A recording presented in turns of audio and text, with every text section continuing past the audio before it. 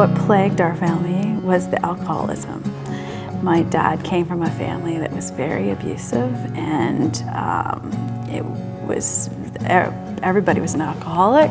My grandmother died from alcoholism. It was so erratic all the time because you never knew what was going to come, because the outbursts were not related to anything. So you were always trying to be better, control better, try to see what, you always felt like you had to control the environment. We started drinking, myself and my friends, the summer of grade 8. We were 13 years old. It just seemed very normal. It's just when I look back at it now that I realize that those things maybe are not experiences that people had.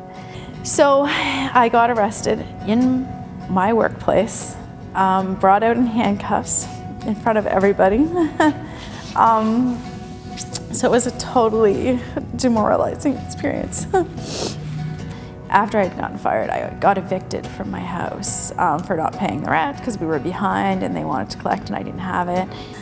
So I ended up taking all of my medication, ended up slashing my arms all up, and drinking all kinds of stuff, and just, I don't even know what I was thinking. I don't think I was thinking of suicide, but I was just unable to cope and I was trying to take the hurt away. I ended up trying crack that one night, and they say that's a drug that you're addicted to the very first time, and I was. I went to visit a friend the next day, and she is an addiction counselor, funny enough. I didn't tell her what was happening, but I remember driving down the highway and I could taste it. And it's just, your body just wants it so bad. So I ended up associating with this man who had called me, who was the cellmate, and we ended up doing crack cocaine and pretty much every other drug for about 2 months. At one point we had a drug dealer living in our house, and because that was a good way to get more drugs when you didn't have any more money. And I was still being paid from the jail at this time, so I had a lot of money. So I stayed in the hospital for 3 days because they couldn't admit me to the psychiatric hospital because of the drugs. I had so many drugs in my system: ecstasy, cocaine, oxys, everything, because I had just been taking everything. I think my life would have been really different if I didn't get involved with Salvation Army, because what really happened is that I found a way to find hope.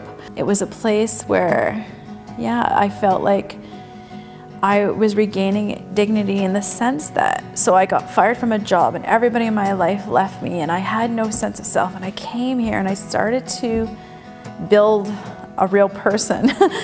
Salvation Army gave my dignity back because they cared about me and they didn't care where I came from. I felt like I belonged. And I say, like, in terms of being a drug addict, is one thing is that you don't feel like you belong anywhere. And I belonged here. I came here. I felt like I belonged. So now I work here for the Salvation Army because the Salvation Army is probably maybe the most important thing in my life. I just love this place, and I love to be able to be in the social service area, and just even as the greeter, and people come in, because for me that role was so important when I came into the church. People come into our food bank, and just to make them feel welcome and just to say, this is a safe place, here's what we can do, how we can help you, work with you,